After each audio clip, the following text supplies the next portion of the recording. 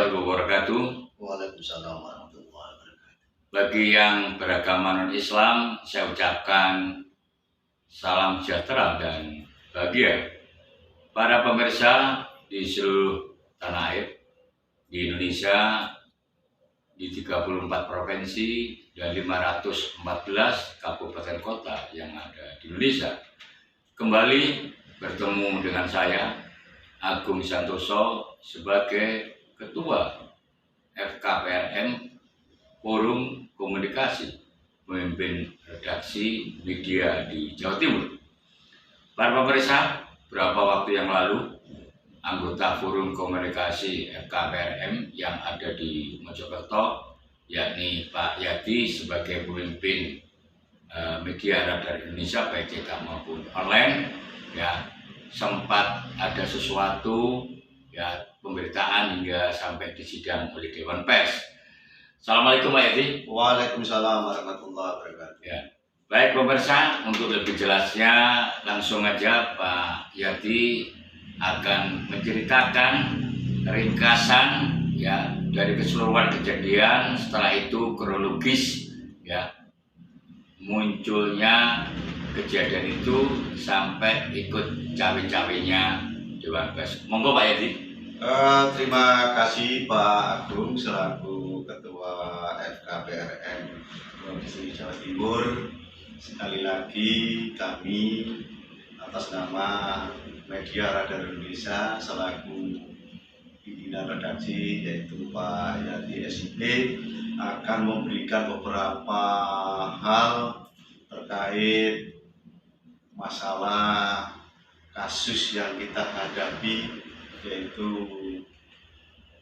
pemberitaan SPBU yang ada di Kabupaten Jombang, di mana pemberitaan itu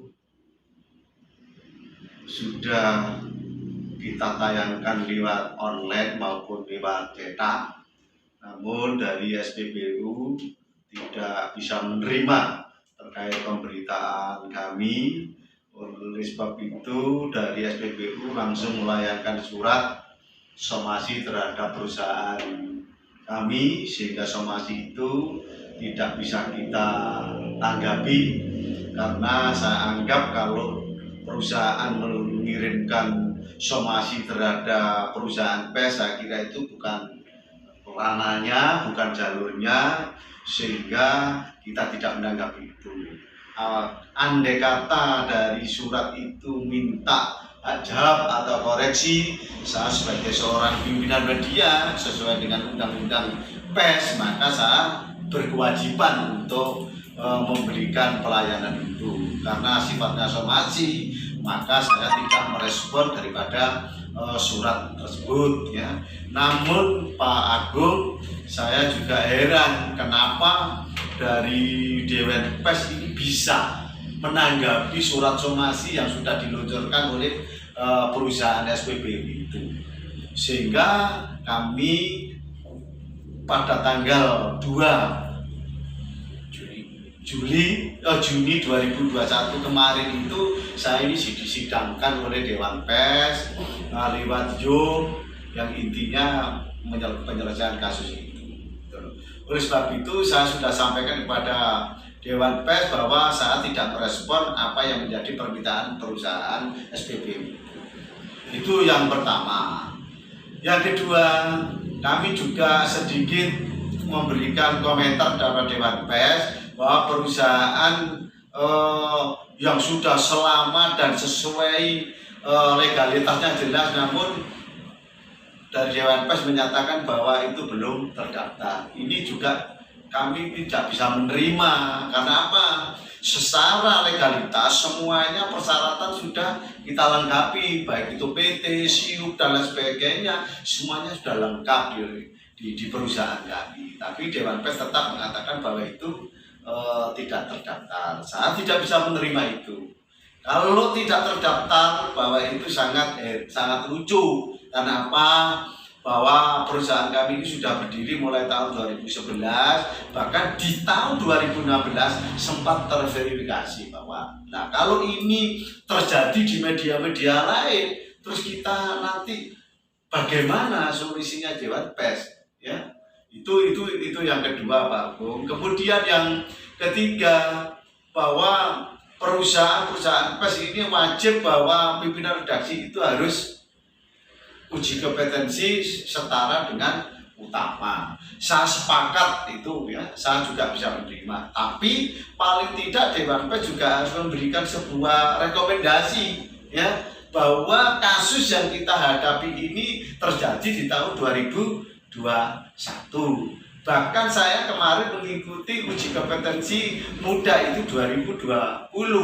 Kalau saya diberi batas waktu hanya 6 bulan harus punya sertifikat utama, apakah mungkin itu terjadi?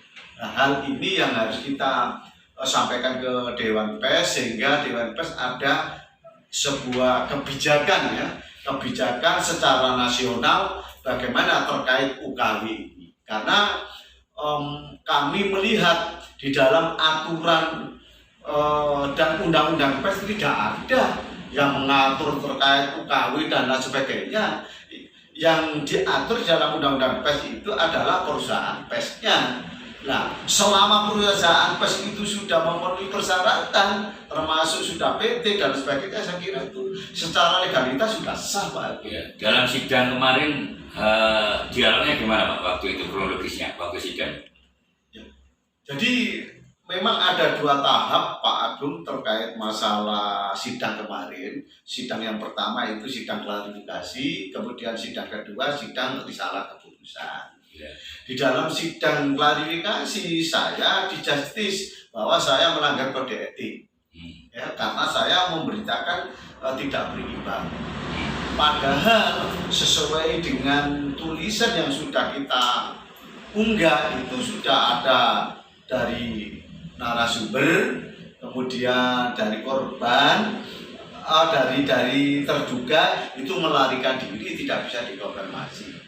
Dan itu juga sudah kita sampaikan kepada Dewan, tetap di dalam risalah keputusan tetap saya dinyatakan bahwa melanggar kode etik. Oke lah. Nah, sehingga keputusan dari risalah itu saya diberi kesempatan untuk melayani hak jawab. Saya bisa menerima itu, Pak, ya, karena itu sudah kewajiban saya selaku pimpinan redaksi melayani daripada hak jawab atau koreksi. Ya. Dan dari perusahaan SPBU juga dikasih waktu selama 7 hari. Kalau tidak melayangkan surat hak jawab, maka kami juga akan dibebaskan dari permasalahan. Jadi somasinya itu untuk menghapus berita, ya? Jadi awalnya itu begitu, Pak. Makanya kami tidak merespon karena kami diperintah oleh seorang advokat daripada perusahaan SPBU itu disuruh menghapus. Nah, saya di dalam undang-undang kan tidak ada untuk menghapus berita. Hak jawab, ya. Kalau hak jawab koreksi mungkin saya, ya, bisa melayani itu. Dan itu dijelaskan waktu sidang, bagaimana tanggapan dari Dewan Pers? Jadi kayaknya dari advokat perusahaan SPBU tidak paham, Pak, dengan apa sih somasi dan apa hak jawab koreksi, itu kayaknya tidak paham. Nah, mestinya menurut saya sebagai seorang pimpinan redaksi, kalau itu sifatnya somasi, mestinya Dewan Pers ya tidak menanggapi lah dengan adanya somasi itu, karena somasi itu bisa dilayangkan tidak kepada Dewan Pers. Karena Dewan Pers itu hanya pengaduan terkait hak jawab dan koreksi. Pak Yeti, saya dengar bahwa panjenengan salah satu risalahnya itu dikasih kesempatan 6 bulan untuk mengikuti ujian untuk menuju ke utama. Ya. Padahal panjenengan muda, sedangkan ini menjadi sebuah pertanyaan besar, ya. Aturan yang sudah dilakukan oleh Dewan Pers harusnya kan dari muda ke madya 3 tahun, dari madya ke utama menjadi 2 tahun, total 5 tahun. Pertanyaannya, kok aneh sekali kasih kesempatan dengan gara-gara kasus itu langsung mencolot ke muda. Bagaimana Pak Yadi? Langsung mencolot ke utama. Menanggapi hal semacam ini, ada keanehan nggak di dalam surat itu? Makanya saya Bisa dibacakan Pak Yadi. Ini Pak Yadi. jadi risalah itu sempat saya perdebatkan Pak Agung terkait masalah saya dikasih 6 bulan segera mengikuti uji kompetensi utama. Ya, bisa dibacakan Pak Yadi di situ. Jadi risalahnya begini Pak. Ya. Pertama, teradu dalam hal ini pemimpin redaksi penanggung jawab wajib memiliki sertifikat kompetensi wartawan utama sesuai dengan peraturan Dewan Pers nomor 1 garis miring peraturan DP garis miring 10 garis miring 2018 tentang standar kompetensi wartawan titik ya. Selambat-lambatnya 6 bulan setelah penandatanganan risalah ini teradu segera mengajukan proses pendataan sertifikasi ke Dewan Pers selambat-lambatnya 6 bulan. Termasuk UKW nggak ada di situ? Ya. Itu Ya. tadi. Ya. Ya. Utama tadi. Ya, jadi itu yang masih menjadi tanda yang besar. Kalau sesuai aturan Dewan Pers harusnya kan berjenjang. Kok tiba-tiba langsung potong pas 6 bulan ya? Makanya saya kemarin sempat berargumentasi dengan Dewan Pers bagaimana logikanya. Saya pada saat ikut muda aja tahun 2020. Kalau saya dikasih waktu hanya 6 bulan, saya harus mengikuti media atau utama. Kalau memang Dewan Pers merekomendasi, kami siap. Iya. Itu loh, kami siap. Akhirnya kalau itu dilakukan kan bisa menjadi presiden buruk, yang lainnya kan bisa ikut-ikutan itu. nah, Itu. Ya. Jadi kesimpulan akhir dari kasus ini dari Dewan Pers gimana Pak? kesimpulan akhir sesuai dengan rekomendasinya Dewan Pers bahwa kita disuruh melayani hak jawab. Kami siap. Ya. Kami siap.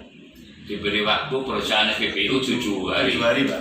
Ketika tidak melayangkan hak jawab dianggap masalahnya selesai. Selesai, Pak. Iya. Jadi saya kira itu, Pak. Iya. Kemudian ini pelajaran untuk kita semua, para awak media, pemerintah apa Pak yang bisa diambil dari ini apa? Waktu itu dipimpin oleh siapa Pak Yadi? Dewan Pers waktu itu? Pak Arif. Pak Ahmad Johar. Iya. Pak yang orang ini Pak orang Dewan Pers sendiri. Iya. Namanya siapa? Pak Arif. Pak Arif waktu itu. Pak Arif. Sedangkan ini apa yang lainnya ada berapa? Ada sekitar 5 anggota, Pak. 5 anggota. Berlangsung 1 jam. Insya Allah 1 jam. 1 jam. Ya. Dari kan juga perusahaan SPBU. Ya. Begitu. Ya. Baik para pemirsa, memang uji kompetensi wartawan ya ini menjadi dilematis, tarik menarik. Ada yang mengatakan perlu, ada yang mengatakan tidak perlu. Bahkan perlu sekarang kita kaji bahwa UKW uji kompetensi wartawan ya ada 3 kategori. Bagi mereka yang lulus dikatakan kompeten, tetap melakukan liputan di lapangan. Bagi mereka yang mengikuti tapi tidak kompeten, mereka masih dipersilakan untuk melakukan karya jurnalistiknya. Begitu juga bagi mereka yang benar-benar tidak mau dengan UKW, tetap ya kan bisa melakukan karya jurnalistiknya. Oleh karena itu perlu ketegasan sampai sejauh mana ya kan batasan ya dari yang mereka kompeten, yang tidak kompeten, yang tidak mau ikut UKW di lapangan ya. Batasan ini harus jelas sehingga benar-benar yang dinamakan mereka kompeten itu apakah mereka ya yang mengikuti UKW yang dilaksanakan oleh Dewan Pers dengan berbagai lembaga penguji, apakah semua bisa mengikuti ya. Selama dia belum mengikuti UKW, apakah dia dikatakan dia tidak kompeten, tapi kenyataan di lapangan masih meliput berbagai macam kegiatan. Inilah yang perlu kita kaji bersama ya, sehingga ada 3 kategori tadi yang kompeten, yang mengikuti tapi tidak kompeten, yang tidak mau ikut, tapi semua mempunyai karya jurnalistik yang sama, yang bagus. Sampai di sini Pak Yadi dan para pemirsa di seluruh tanah air, ya, mudah-mudahan ini memberikan masukan buat pelajaran kita bersama. Sekian, wassalamualaikum warahmatullahi wabarakatuh.